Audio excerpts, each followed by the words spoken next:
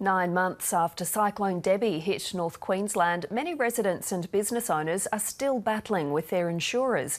The industry says it's working hard to close claims, but some families haven't returned to their homes and another cyclone season is looming. This once thriving pub in the heart of Proserpine remains gutted and unusable, a casualty of Cyclone Debbie in March. We've lost our place of residence, lost our business.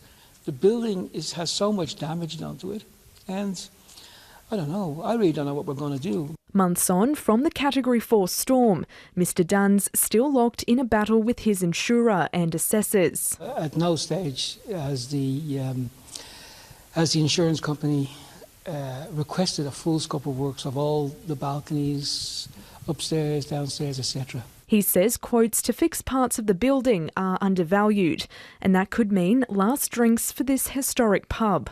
It's taken the insurance company this long, and to be honest, I can't see us reopening. In nearby Cannon Vale, Matthew Gray has been forced to move out of home.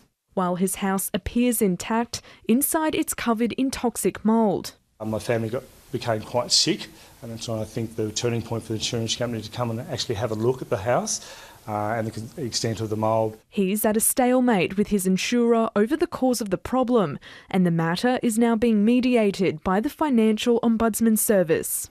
The local federal member says he's frustrated with how some residents are being treated. Clearly there have been some cases brought to me where it seems insurance companies have simply not wanted to pay out and used loopholes and arguments to not pay out. He's hoping the matter could form part of the Royal Commission into the banking sector.